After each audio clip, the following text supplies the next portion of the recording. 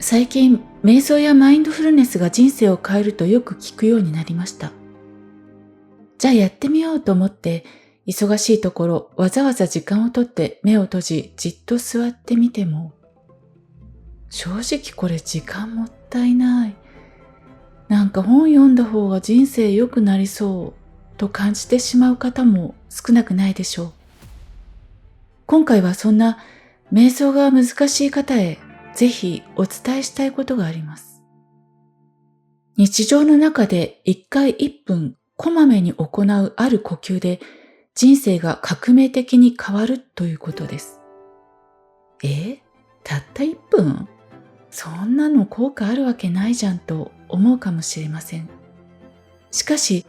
今日ご紹介するある女性の壮絶な実体験、そして最新の脳科学のデータ、さらに世界中のエリートたちが実践している驚きの事実を知れば、あなたの常識は180度ひっくり返ります。今回の動画をご視聴いただくと、なぜ1日こまめに1分やるだけで脳が生まれ変わるのか腑に落ちるかもしれません。そして動画後半では、日常ですぐに実践できる具体的なアプローチをご紹介します。ただ生きているだけで幸せと言える状態に、努力なく自然と変わっていくご自身をイメージしながら、意識を胸の中心に向けてお聞きください。まず皆さんにご紹介したいのが、脳と意識を探求しているネドジュンさんのストーリーです。ネドさんは20代後半という若さで心身症になり、様々な心と体の症状に苦しみました。治療によって症状自体は落ち着いたものの、なんとなく苦しい。人に甘えられず誰にも頼れないという生きづらさを、その後もずっと抱え続けていたということです。さらに今から十数年前、決定的なピンチが襲います。それが義理のお母様の介護という重い現実でした。自分の体も年齢とともに弱っていく。その上で子育ての真っ最中。想像してみてください。介護と子育てが同時に押し寄せてくる毎日。精神的にはもういつ破綻してもおかしくないいっぱいいっぱいの状態でした。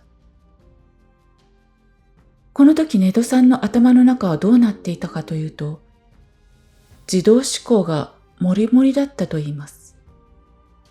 自動思考とは自分の意思とは関係なく、頭の中で勝手に湧き上がってくるぐるぐるとした雑念のことです。なんでこんな目に遭うんだろう。この介護いつまで続くんだろう。どうにかしてこの問題を解決しなくちゃ。あらゆることの意味を理解しようとして、何とかしようとする思考が24時間、濁流のように頭の中を駆け巡っていたといいます。この苦しい現実から何とかして脱したい。必死だった内藤さんは、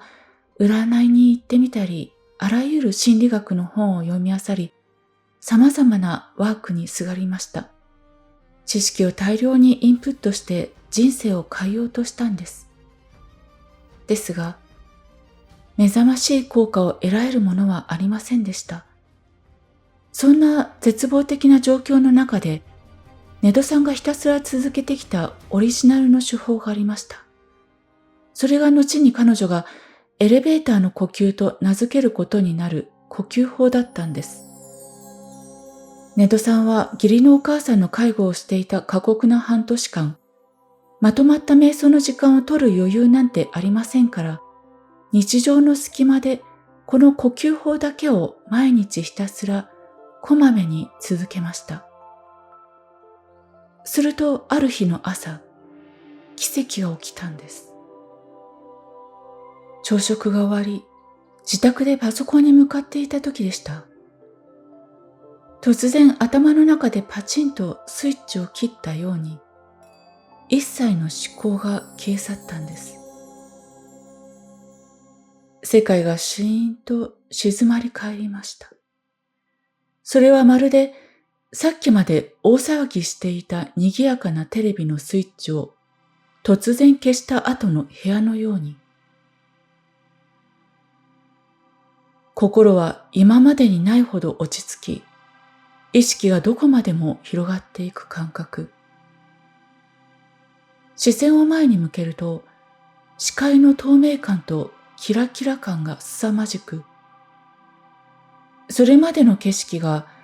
汚れた窓ガラス越しに見えていたものだとしたら、窓を全開にして顔を出して見ているような、クリアな世界に一変したと言います。いつもは散らかってるはずの部屋さえ、とっても綺麗に見えたそうです。そして言いようのない幸せ感が体を突き抜け、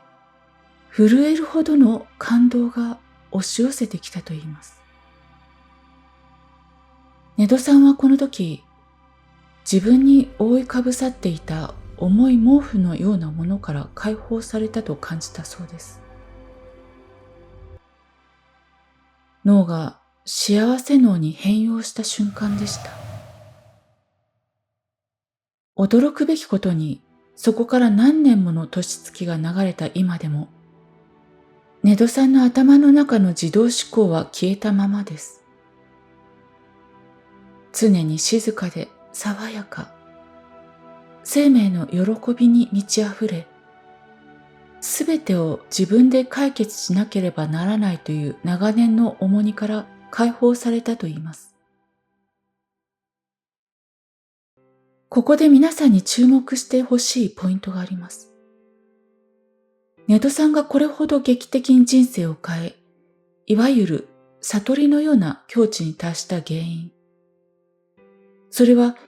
心理学の知識でも特別な修行や瞑想法でもありません。過酷な日常の中でただひたすらエレベーター呼吸をこまめに続けたこと。本当にこれだけだったんです。いやいや、それはネドさんが特別だからでしょう。そう思う方もいるかもしれません。でもネドさんご自身こう断言しています。その人の性格や能力は一切関係ありません。これは極めて科学的な脳神経の仕組みによるものですと。ここからはなぜこまめな1分呼吸で脳が変わるのか、その仕組みを科学的に解き明かしていきましょう。私たちの脳には何億個ものニューロンという脳神経細胞があります。これが電気信号をパチパチと送り合うことで、私たちはものを考えたり感じたりしています。ここで最新の脳科学でも証明されている脳の大原則。それは脳の神経回路は使えば使うほど太くなり、使わなければ細くなって消失するというルールです。脳の中にはグリア細胞という神経回路に栄養を運ぶ細胞があります。このグリア細胞は電気信号が流れた場所を見つけると、そこに血管から栄養をもりもり与えて、その回路を太く強靭にしていく性質があるんです。そして皆さんの頭の中で不安や心配を24時間勝手に生み出している自動思考の回路は左脳にあります。ネドさんはこの自動思考を司る左脳の回路をクラウン回路と名付けました。クラウン、つまり王冠をかぶった暴君です。このクラウン回路はめちゃくちゃ強欲です。自分がもっと栄養をもらって太くなりたいがために、私たちの意識を操ってわざと不安になるようなこと、悩むようなことを次から次へと頭の中に引っ張ってきます。私たちが、苦しい、どうしようと考えれば考えるほど、左脳に電気信号が流れます。するとグリア細胞が、ここが使われてるなと栄養を運び、クラウン回路はさらに太く強靭になっていきます。太くなったクラウン回路はさらなる栄養を求めて、翌日もっと激しいぐるぐる思考をあなたに貸してくる。これがあなたが考えまいと思っても、思考のドツボから簡単に抜け出せなかった本当の理由なんです。脳の暴君に栄養を与え続けてしまっていたんですね。じゃあこの暴君の横暴を止めるにはどうすればいいのか。答えはシンプルです。栄養補給をストップさせて、餓死させる、痩せ細らせる、これだけです。クラウン回路が最強の状態の時は、力ずくで思考を止めようとしても勝てません。しかし、日常の中で、自動思考が始まったなと気づくたびに、電気信号の向きを左脳から別の場所へシュッと切り替えてやる。その切り替えスイッチこそがエレベーターの呼吸なんです。一回わずか1分でもいい。自動思考に陥る機会をこまめに減らしていけば、クラウン回路に流れる電気信号が途絶えます。すると栄養が届かなくなった暴君は、徐々に痩せ細り、もともと持っていた力を失っていきます。最終的にはどうなるか。クラウン回路そのものが消失します。自動思考を操る脳の神経回路が物理的に機能しなくなるのです。暴君が頭の中からいなくなれば、あなたが望まない嫌な思考が湧いてくること自体がなくなります。これが左脳から右脳への切り替え、右脳革命のメカニズムです。驚くべきことに、これと同じこまめに脳を切り替えるアプローチの有効性は、世界のトップランナーたちも提唱しているのです。ここで冒頭にお話しした決まった時間に30分とかじっと座っている一般的な瞑想と、今回の1回1分こまめに行う方法の違いについて比較してみましょう。多くのマインドフルネスの本では、静かな部屋で毎日決まった時間、10分や30分など座りましょうと書いてあるかもしれません。もちろんこれにも非常に効果があります。しかし、自動思考を完全にストップさせるという目的においては少し弱点があるんです。それは日常と瞑想が分断されてしまうということです。夜に30分だけ心を静めても、一歩そこから出て翌朝仕事に行ったり、家事や育児に追われた瞬間、自動思考はぐるぐるとスタートします。これは30分きれいにゴミをお掃除した脳に、残りの時間でゴミをばらまき続けているようなイメージです。それに対して1回1分をこまめにやるアプローチはどうでしょう。これは脳科学や精神医学の世界ではマイクロ瞑想やミニリラクゼーションと呼ばれ、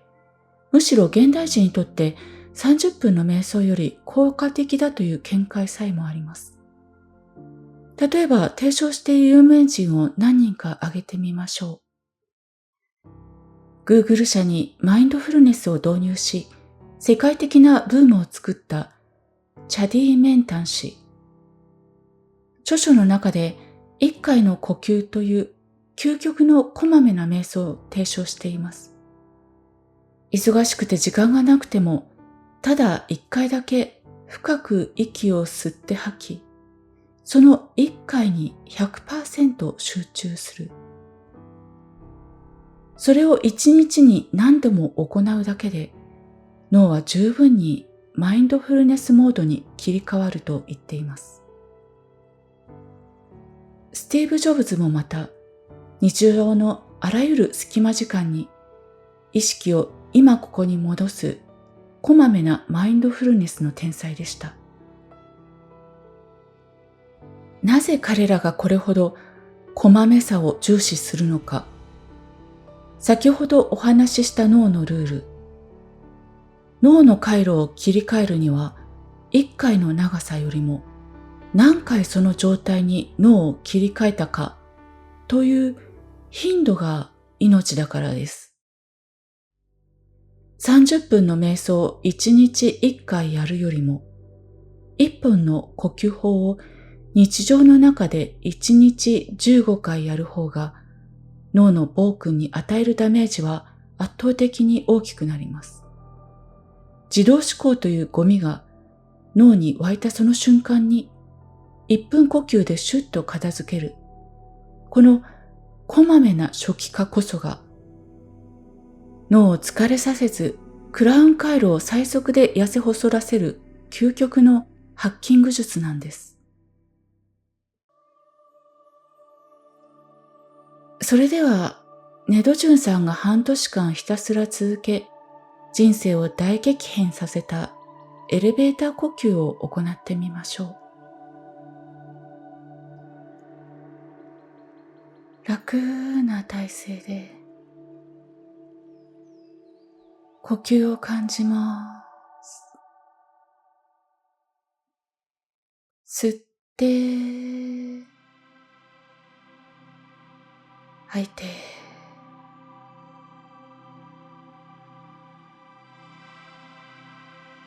次にご自分の体の中にエレベーターの床のような丸いコインのようなものがあるイメージをします。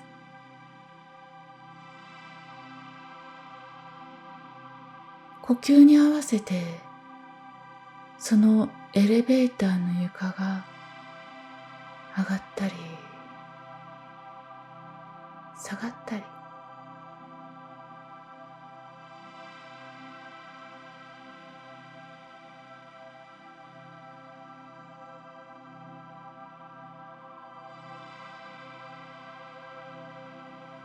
うまくイメージできるようになったら、その丸い円盤が喉元からお腹の底までスーッと上がったり、スーッと下がる、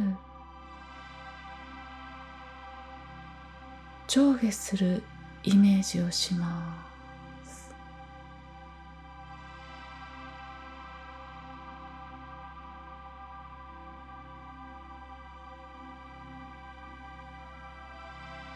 滑らかにエレベーターの床が動くイメージができるようになったら、そのエレベーターの床が体の内側の皮膚をズリズリズリズリとこすりつけながら上がったり下がったりするイメージをしてみます。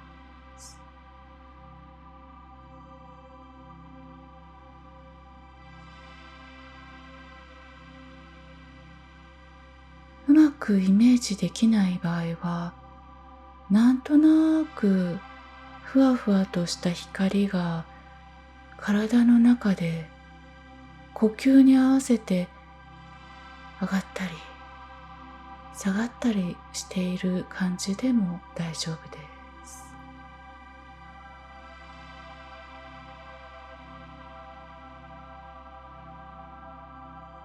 す。吸って吐いて、上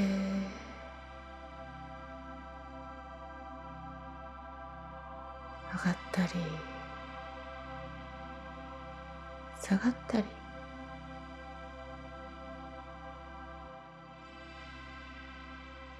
体の感覚に意識を集中させます。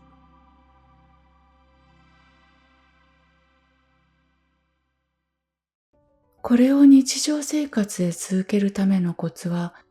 1回1分とハードルを下げます。効果があるなら30分やろうとすると、左脳の自動思考がめんどくさい、明日やろうと言い訳を始めます。1分でいい、少しだけでいいとハードルを意図的に下げます。これを日常の中でこまめに行います。朝の支度をしているとき、お食事中、通勤時間中、お昼休憩、何かの待ち時間、帰宅後、家事をしているとき、入浴中、就寝前。実はこうした無意識のうちに体が勝手に動いている時間こそ、頭の中で自動思考がダラダラと流れ続ける原因になっていたんです。そこにわずか1分のエレベーター呼吸をポンと挟んであげるだけで、脳のモードを思考から体の感覚へと切り替える分岐点が出来上がります。これで頭のぐるぐる思考は徐々に静かになっていきます。体の内側を感じると苦しい方は無理をしなくて大丈夫です。音や香り、肌感覚などの五感を感じるようにします。筋トレと同じで、毎日少しずつ習慣にすることによって、あなたの左脳のクラウン回路は痩せ細り、ただ生きているだけで幸せを感じられる右脳モードがあなたのデフォルトになります。いかがでしたでしょうか？心理学をいくら学んでも、占いにすがっても変われなかった一人の主婦が、過酷な介護の中で1回1分のこまめな呼吸だけで脳のスイッチが切り替わり、まさに革命レベルで人生が変わりました。これは特別な才能ではなく、脳の神経回路の仕組みを利用した誰にでも起こせる科学的な革命です。わざわざ時間を作る必要はありません。今日から家事の合間に1分、信号待ちの間に1分、お風呂の中で1分、頭の思考の栄養を断ち切ると、いつもの日常が驚くほどキラキラと輝いているように感じられるかもしれません。今回もご視聴ありがとうございました。